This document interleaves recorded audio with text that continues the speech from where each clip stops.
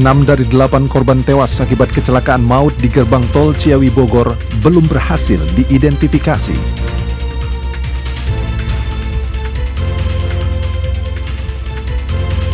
Pemerintah melalui Kementerian Luar Negeri menolak tegas rencana Presiden Amerika Serikat Donald Trump merelokasi warga Palestina keluar dari jalur Gaza.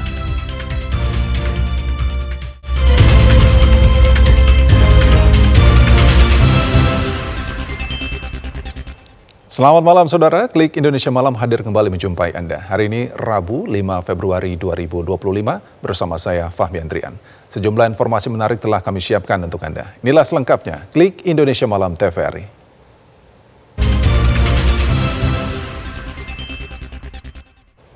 Saudara, 6 dari 8 korban tewas akibat kecelakaan maut di gerbang tol Ciawi Bogor, Jawa Barat belum berhasil diidentifikasi. Polda Jawa Barat membuka pos antemortem bagi masyarakat yang merasa kehilangan anggota keluarga dan diduga menjadi korban kecelakaan tersebut.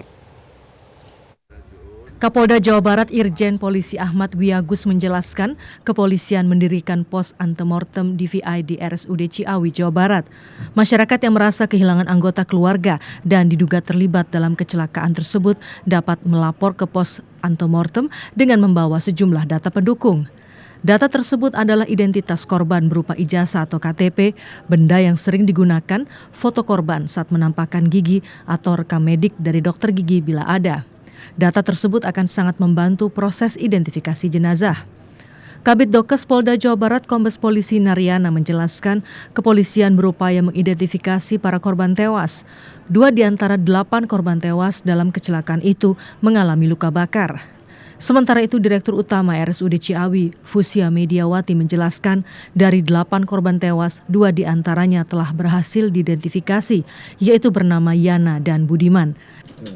Sedangkan dari 11 korban luka, 9 di antaranya dirawat di RSUD Ciawi. 3 orang menderita luka berat, 2 korban lainnya masih dalam observasi, dan 4 lainnya sudah diperbolehkan pulang.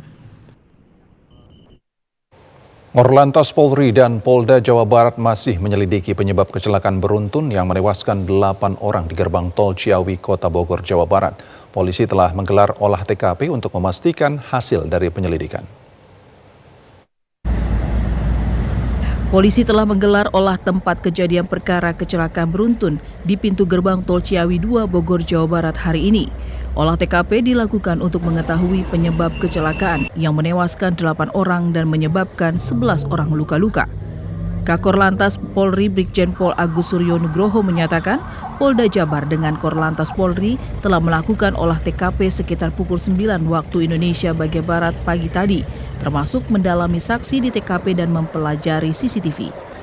Polda Jawa Barat dan Korlantas Polri telah menurunkan tim Accident Analysis atau TAA untuk melakukan olah TKP. Korlantas Polri belum dapat memastikan penyebab kecelakaan beruntun tersebut. Polisi masih menunggu hasil olah TKP di lapangan. Sesaat setelah kejadian, Korlantas Polri dengan Polda Jawa Barat telah menghadirkan TAA, Traffic Accident Analysis ke TKP dan melakukan olah TKP. Hasil daripada olah TKP tentunya nanti akan kita simpulkan pada saat kita gelar awal. Namun demikian kami sampaikan kepada rekan-rekan media, dari peristiwa kecelakaan tersebut 8 orang meninggal dunia. 8 orang meninggal dunia, 11 orang luka. Bangkai kendaraan yang terlibat kecelakaan beruntun tersebut telah diamankan petugas guna dijadikan barang bukti. Dari Kota Bogor, Sultoni melaporkan. Pemerintah melalui Kementerian Luar Negeri menolak tegas rencana Presiden Amerika Serikat Donald Trump untuk merelokasi warga Palestina keluar dari jalur Gaza. Kemlu menilai tindakan tersebut dapat menghambat terwujudnya Palestina menjadi negara yang merdeka. Menolak segala upaya untuk Pemerintah melalui Kementerian Luar Negeri Republik Indonesia menolak tegas upaya paksa merelokasi warga Palestina atau mengubah komposisi demografis wilayah pendudukan Palestina. Juru bicara Kementerian Luar Negeri Roy Sumirat menyatakan tindakan tersebut dapat menghambat terwujudnya Palestina menjadi negara yang merdeka. Pemerintah Indonesia juga menyerukan organisasi internasional untuk terus menghormati hukum internasional yang berlaku terkait Palestina. Indonesia dengan tegas menolak segala upaya untuk secara paksa merelokasi warga Palestina atau mengubah komposisi demografis wilayah pendudukan Palestina. Tindakan semacam itu akan menghambat terwujudnya negara Palestina yang merdeka dan berdaulat sebagaimana dicita-citakan oleh solusi dua negara, two-state solutions, berdasarkan perbatasan 1967 dengan Yerusalem Timur sebagai ibu kotanya. Sebelumnya, Presiden Amerika Serikat Donald Trump menyampaikan usulannya bahwa Amerika Serikat akan mengambil alih jalur Gaza. Trump juga menegaskan kembali seruannya bagi warga Palestina untuk pindah dari wilayah yang dilanda perang itu ke negara-negara Timur Tengah lainnya, seperti Mesir dan Yordania. Menteri Koordinator Bidang Pangan Zulkifli Hasan menyatakan penjualan LPG 3 kg sudah kembali normal setelah adanya perintah langsung dari Presiden Prabowo Subianto. Presiden Prabowo Subianto telah menginstruksikan agar gas LPG 3 kg tetap bisa dijual oleh pengecer.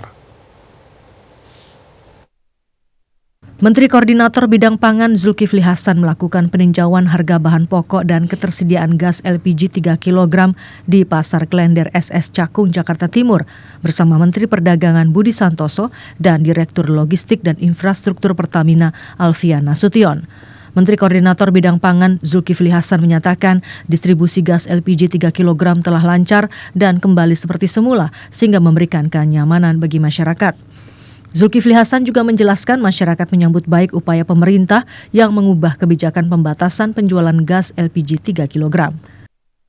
Ibu-ibu tadi nyampaikan terima kasih kepada Bapak Presiden telah membalikan boleh lagi mereka mengambil gas kapan saja, ya. Jadi alhamdulillah soal gas sudah lancar kembali normal setelah ada perintah Bapak Presiden dikembalikan seperti semula. Dalam kesempatan itu, Menko Pangan Zulkifli Hasan juga meninjau harga bahan pokok. Zulkifli Hasan menyatakan harga bahan pokok seperti ayam, beras, dan minyak goreng saat ini masih stabil. Namun untuk harga minyak curah masih terbilang tinggi. Saudara Wakil Presiden Gibran Rakabuming Raka meninjau salah satu pangkalan gas LPG di daerah Jakarta Selatan. Peninjauan dilakukan untuk memastikan distribusi gas LPG berjalan lancar dan merata. Wakil Presiden Gibran Rakabuming Raka meninjau salah satu pangkalan gas LPG di kawasan Pasar Minggu, Jakarta Selatan. Wapres melihat langsung proses distribusi gas LPG kepada masyarakat. Sesuai dengan instruksi Presiden Prabowo Subianto, subsidi gas LPG 3 kg harus sesuai sasaran. Selain itu diharapkan masyarakat dapat dengan mudah mengakses gas LPG untuk kebutuhan sehari-hari, termasuk para pelaku usaha kecil. Sesuai dengan arahan Presiden Prabowo tersebut, Wapres Gibran melihat langsung pangkalan gas untuk memastikan pendistribusian berjalan lancar. Dalam kesempatan tersebut, Wapres juga meminta maaf atas situasi yang tidak kondusif terkait peraturan baru pendistribusian gas LPG 3 kg. Wapres berharap dengan adanya subpangkalan resmi gas, masyarakat mendapatkan gas dengan harga yang wajar. Para pelaku usaha dapat menjalankan usaha mereka dengan baik tanpa adanya hambatan ketersediaan gas. Wapres mengatakan pemerintah akan terus memantau pendistribusian gas LPG 3 kg agar masyarakat luas dapat benar-benar merasakan manfaatnya. Pengadilan Negeri Jakarta Selatan menggelar sidang perdana gugatan pra-peradilan status tersangka Sekjen PDI Perjuangan Hasto Kristianto dalam kasus dugaan suap dan perintangan penyidikan. Hasto Kristianto melalui kuasa hukumnya meminta agar penetapan status hukumnya dibatalkan lantaran tidak memenuhi ketentuan perundang-undangan. Sidang perdana permohonan pra-peradilan penetapan tersangka Sekjen PDI Perjuangan Hasto Kristianto dalam kasus penyuapan pergantian antar waktu anggota DPR RI dan perintangan penyidikan digelar di Pengadilan Negeri Jakarta Selatan pada Rabu siang tadi.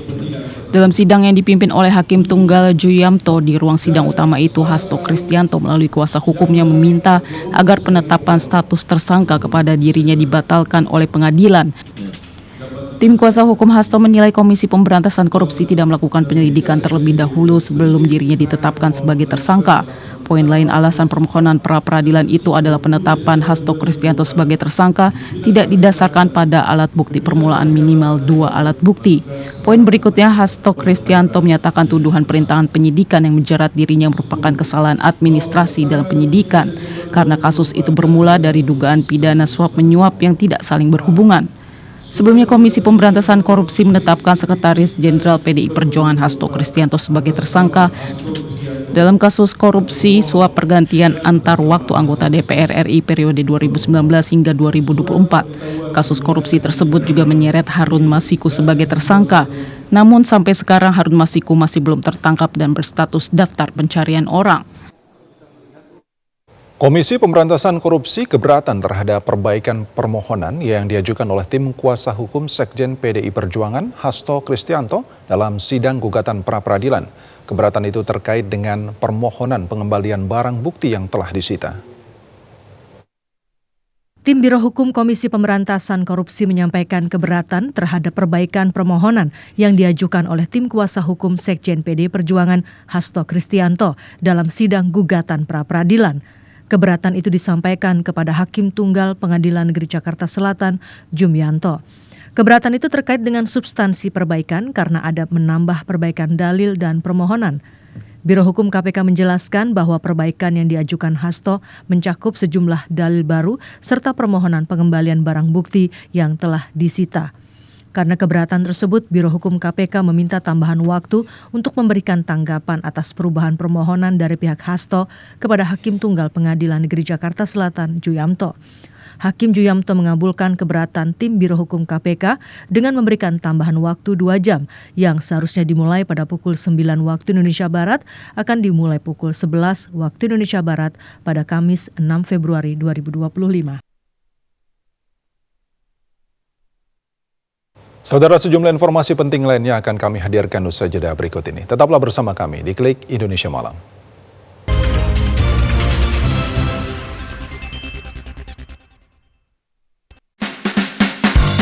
Di studio rekaman satu ini, suasana selalu ramai karena ulah karyawan dan tamu yang datang. Makanya bukan anak sendiri, makanya serempet. Kok nggak mati? Ditemani oleh artis-artis terbaik tanah air yang pastinya akan membuat harimu penuh canda dan tawa. Lu ya artis ya? Yang satu temen kita yang sekarang sama gua nggak apa-apa. Saksikan Pengen Beken segera.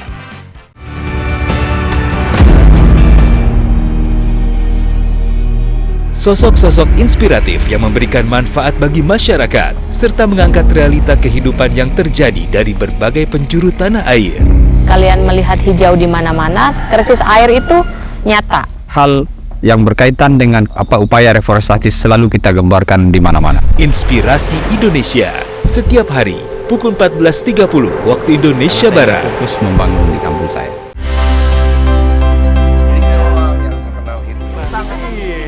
Mengenal lebih dekat dengan sosok artis ibu kota, serta mengikuti aktivitas dan kegiatan sehari-hari mereka.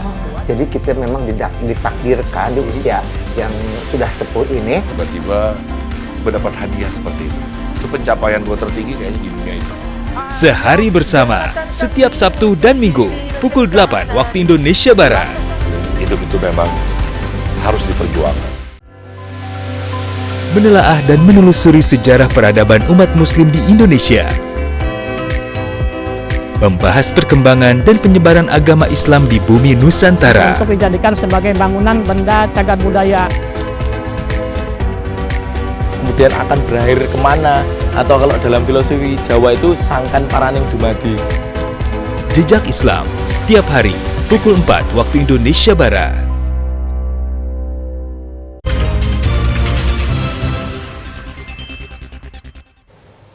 Terima kasih Anda masih terus bersama kami di Klik Indonesia Malam bersama saya Fahmi Andrian. Saudara Menteri Koordinator Bidang Perekonomian Erlangga Hartarto mengatakan pertumbuhan ekonomi Indonesia pada kuartal 4 2024 masih tumbuh solid sebesar 5,2%. Pertumbuhan ekonomi ini lebih baik dari negara tetangga seperti Singapura dan Malaysia. Menteri Koordinator Bidang Perekonomian Erlangga Hartarto mengungkapkan pertumbuhan ekonomi Indonesia sepanjang 2024 sebesar 5,2%, masih tumbuh solid dan lebih baik dibandingkan negara-negara ASEAN hingga Arab Saudi. Menko Erlangga mengatakan stabilitas ekonomi tersebut didukung oleh inflasi yang tetap rendah dan terkendali serta rasio utang Indonesia yang masih di bawah 40% atau 38,9%. Tingkat inflasi di 2024 secara year on year juga berada di angka terendah, yaitu 1,57%. Angka tersebut terkendali di batas bawah dan mendukung pertumbuhan ekonomi. Nah, kalau kita lihat tadi dalam pengumuman BPS, Indonesia masih solid dan dibandingkan dengan beberapa negara lain. Jadi Indonesia masih mencatat pertumbuhan sebesar 5,02% secara year on year.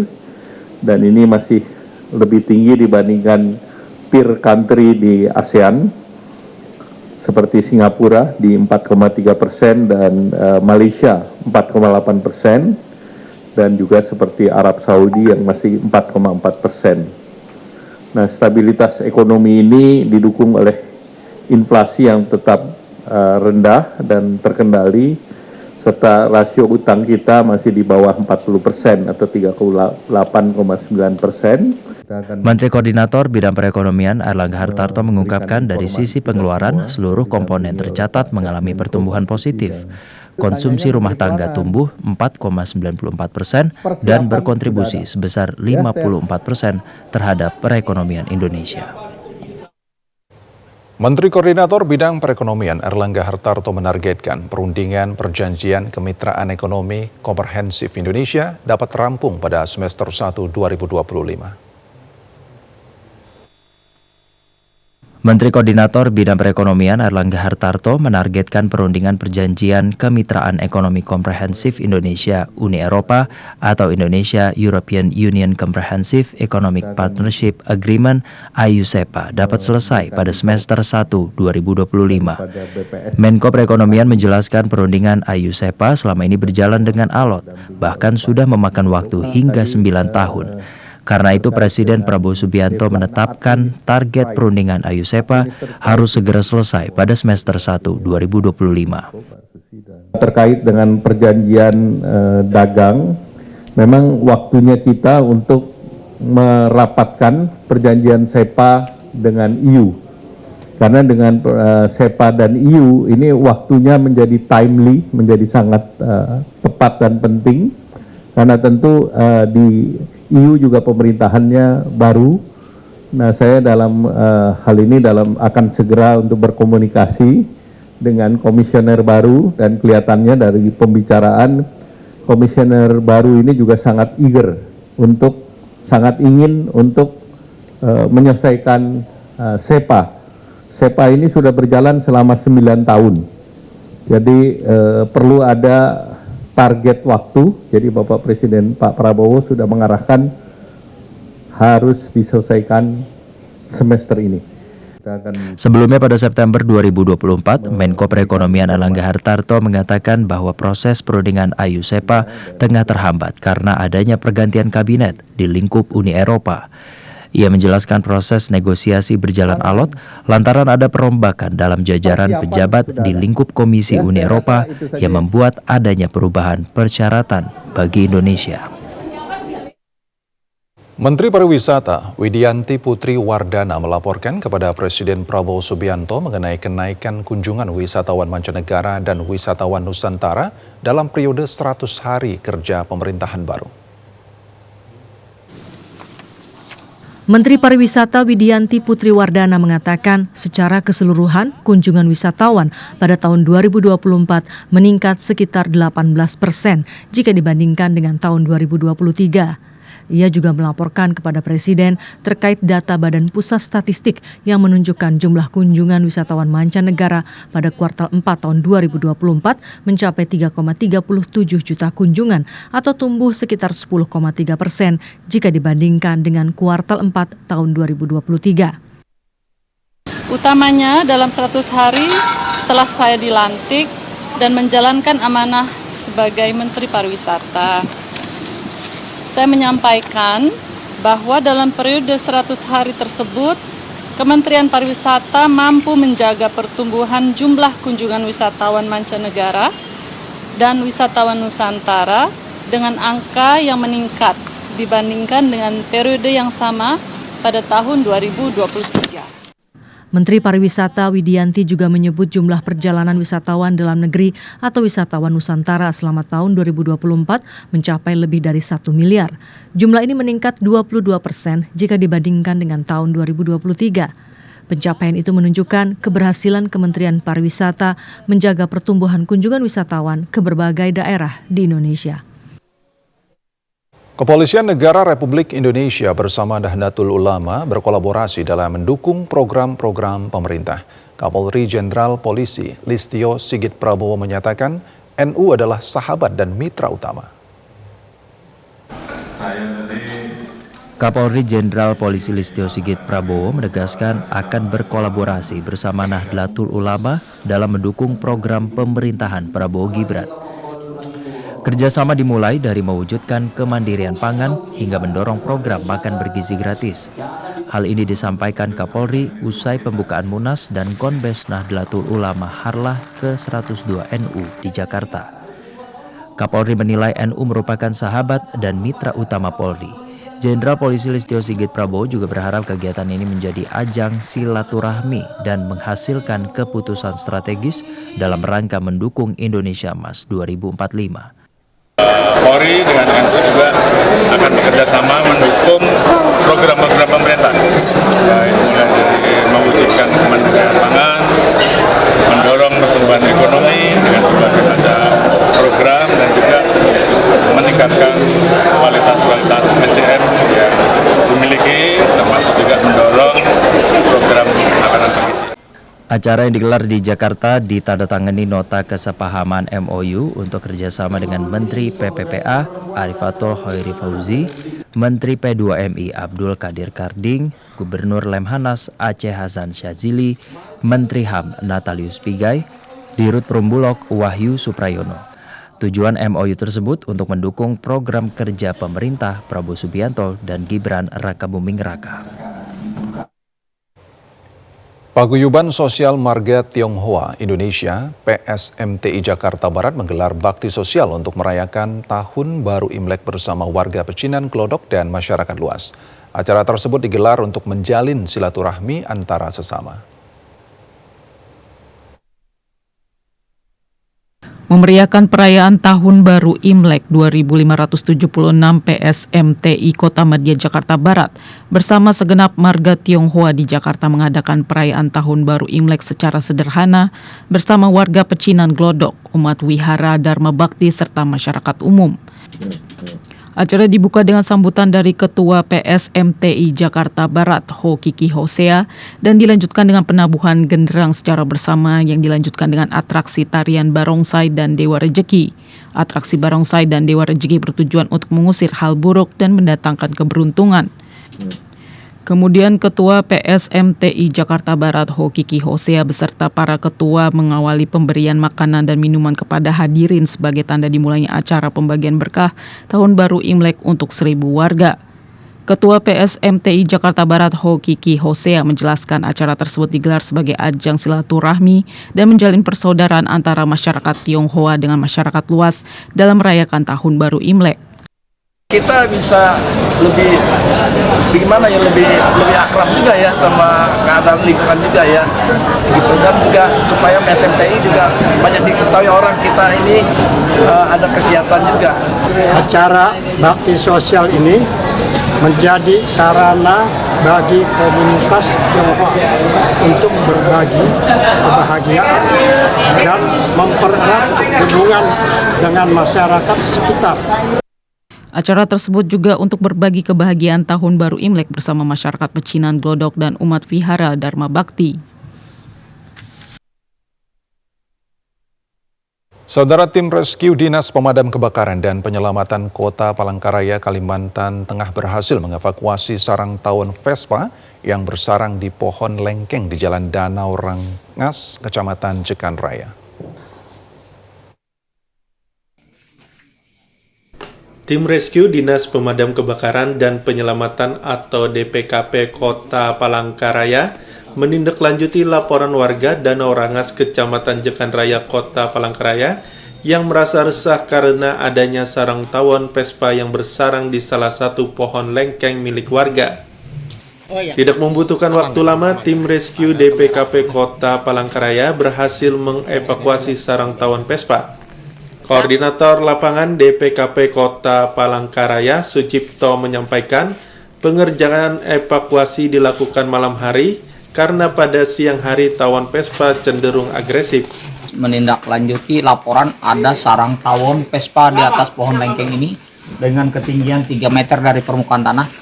Yang mengejutkan tadi pagi, anak daripada pemilik pohon lengkeng ini yang ada tawonnya sudah sempat disengat oleh tawon ini. Jadi itulah yang menyebabkan mereka cepat melapor ke tim rescue damkar Kota Palangkaraya dan besok sudah bisa dilewati.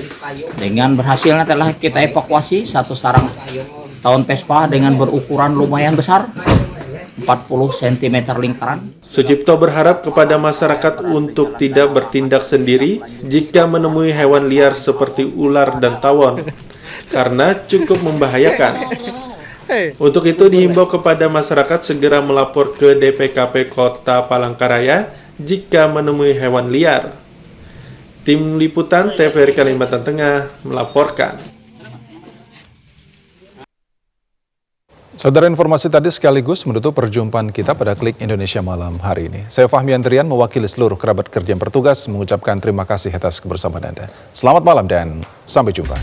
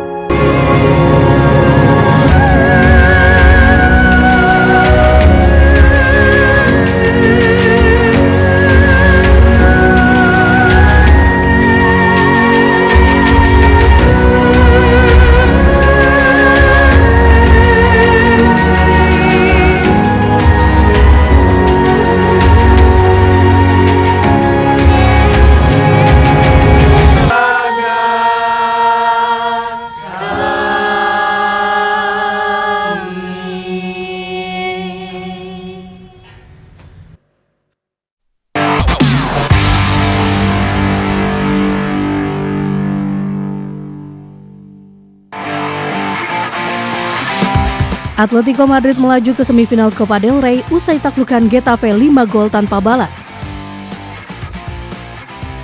PSSI resmikan 23 pemain timnas U20 yang akan berlaga di Piala Asia U20.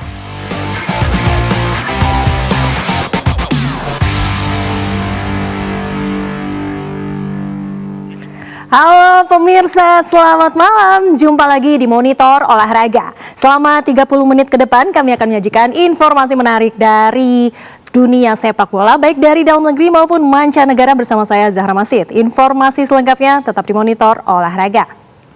Kami awali Monitor Olahraga malam ini dari ajang Copa del Rey. Atletico Madrid pesta gol kemenangan usai mengalahkan Getafe dengan skor 5-0 dengan kemenangan di Stadion Wanda Metropolitano mengantarkan Atletico lolos ke babak semifinal. Atletico Madrid berhasil mengamankan satu tempat di babak semifinal Copa del Rey usai meraih kemenangan telak atas Getafe dengan 5 gol tanpa balas. Bermain di Stadion Wanda Metropolitano Madrid, Atletico yang bertindak sebagai tuan rumah tampil dominan atas Getafe di sepanjang pertandingan. Gol cepat diraih anak asuh Diego Simeone. Menekan sejak awal, Atletico langsung membuka keunggulan saat laga baru berjalan di menit ke-8. Giuliano Simeone membobol gawang Getafe dengan memanfaatkan asis Juan Galan. 9 menit berselang, Simeone kembali mencatatkan namanya di papan skor usai menggandakan keunggulan menjadi 2-0. Putra Diego Simeone itu kini menyelesaikan umpan Rodrigo de Paul dalam skema serangan balik. Getafe tak bisa berbuat banyak di laga ini. Tim tamu tak mampu menghadirkan ancaman dari open play. Dengan sekali serangan dilakukan dari skema sepak pojok. Di menit ke-42, Atletico kembali membobol gawang Getafe melalui gol yang diciptakan Samuel Lino. Skor 3-0 untuk keunggulan tuan rumah Atletico bertahan hingga turun minum. Di babak kedua, Getafe coba bangkit demi mengejar ketertinggalan. Beberapa peluang langsung dihadirkan, namun belum cukup untuk menghasilkan gol. Atletico justru memperbesar keunggulan menjadi 4-0 di menit ke-74. Kali ini lewat Angel Correa yang baru masuk di menit ke-61. Dan pesta gol Atletico Madrid akhirnya ditutup Alexander Sørloth. Golnya di menit ke-86 memastikan tuan rumah menang 5-0 atas Getafe dan memastikan Atletico Madrid melaju ke semifinal Copa del Rey. Beralih ke sepak bola dalam negeri, Timnas Sepak Bola Indonesia U20 menggelar sesi latihan menjelang perhelatan Piala Asia U20 2025. Berlatih di Stadion Madia Senayan, Jakarta, skuad asuhan Indra Safri siap memberikan penampilan terbaik di ajang turnamen bergengsi tingkat Asia setiap 2 tahunan tersebut.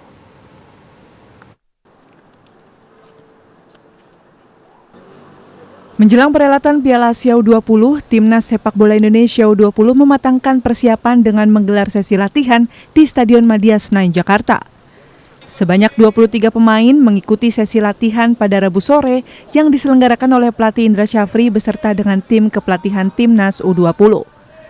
Terlihat dari ke-23 pemain yang terpilih, terdapat 3 pemain abroad untuk memperkuat skuad Garuda Muda ke ajang Dwi tahunan tersebut.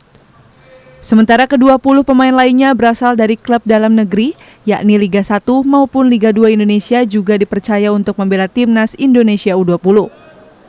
Dalam sesi latihan tersebut, pelatih Indra Safri menyampaikan lebih mematangkan pemahaman taktikal seperti bertahan, menyerang,